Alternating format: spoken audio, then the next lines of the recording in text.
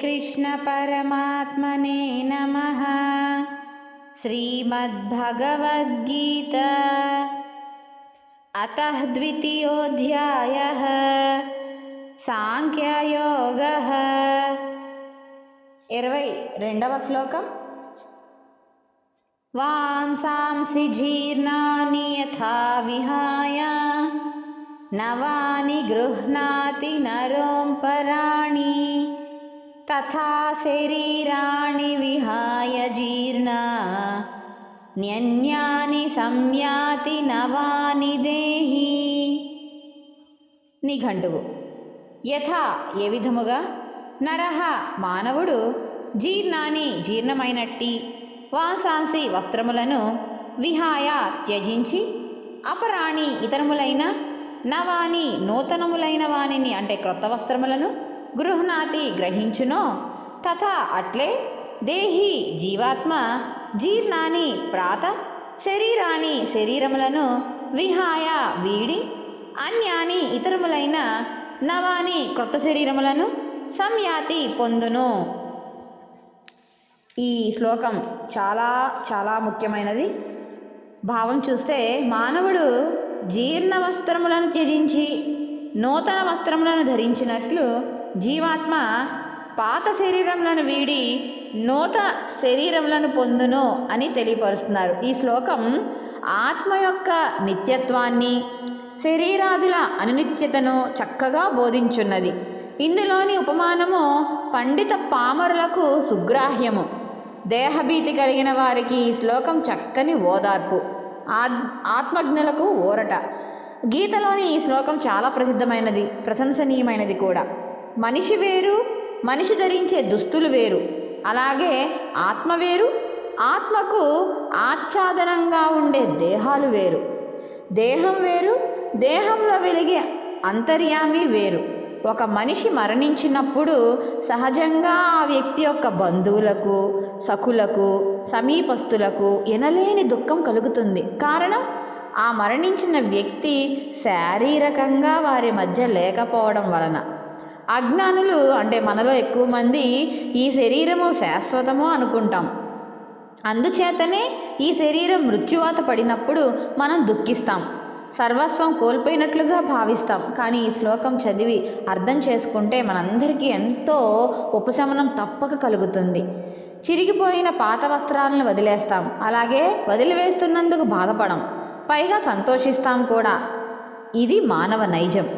అదేవిధంగా పంచభూతాత్మకమైన ఈ శరీరం కూడా అలాంటిదే। దానికి ఆయుఃకాల పరిమితి ఉన్నది, జనన మరణాలు ఉన్నాయి।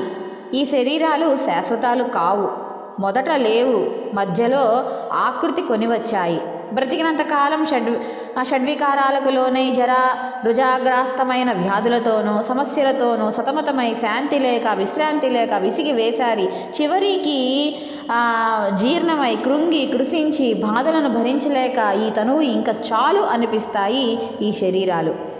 నవద్వారాలు కలిగిన ఈ దేహమనే భవనంలో తానేమీ చేయక చేయించక నిత్యుడై ప్రాజ్ఞుడై నిర్వికారుడై నిశ్చలానంద స్వరూపుడై కొలువుండే దేహి శాశ్వతుడు, జనన మరణాలు లేనివాడు। తానున్న ఇల్లు అనే దేహం శిథిలమైతే, జీర్ణావస్థకు లోనైతే, రేపో మాపో కూలిపోవడానికి సిద్ధమైతే అతడి నుండి తొలగిపోతాడు। కూలే కొంప నివాసయోగ్యం కాదు కనుక అంతర్యామి అతడి నుండి నిష్క్రమిస్తాడు। జీవుడు కూడా అంతే।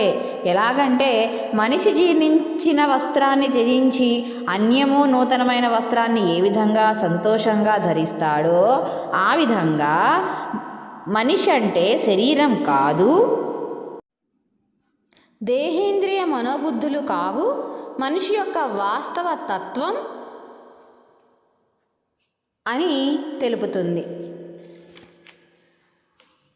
అయితే అర్జున, శరీరమాధ్యం కలుధర్మ సాధనం అని అన్నారు పెద్దలు కనుక ఈ శరీరం అశాశ్వతమే అయినా జీవించి ఉన్నంతకాలం దీన్ని ధర్మ సాధనంగా మార్చుకోవాలి। మోక్షప్రాప్తి పొందేందుకు భగవానుడు అనుగ్రహించిన ఉత్తమమైన ఉపకరణం.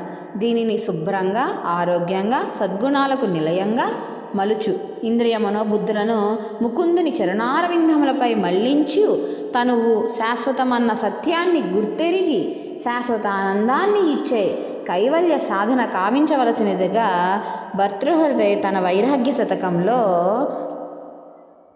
ఆయువు వీచి చంచలము యవనమల్ప దినోచితంపు పుష్పాయుధ కేళి జన్య సుఖమస్థిర మర్ధము వాంఛవోలే సాపాయము భోగముల్ మెరుపులట్లు భ్రమించు భవాబ్ది లంఘనోపాయము బ్రహ్మచింతనముం బాయక సేయుడు సజ్జనోత్తముల్ అని ఆయుష్ నీటి తరంగము వలె చంచలమైనది, యవ్వనము కొద్ది కాలము మాత్రమే ఉంటుంది. మన్మథ క్రీడ వలన కలిగే విషయజన్య సుఖాలు అస్థిరాలు, సంపదలు, ధనధాన్యాలు, ఇంద్రజాలము వంటివి విషయభోగాలు మేఘాలలో మెరుపుల వంటివి అని, క్షణికాలం మాత్రమే అని, కనుక ఈ శరీరము ప్రారబ్ధ ఫలమని అశాశ్వతమని గ్రహించి ఈ సంసార సాగరాన్ని అధిగమించేందుకు బ్రహ్మచింతనం చేయవలసినదిగా బోధిస్తారు భర్తృకవి మహాకవి.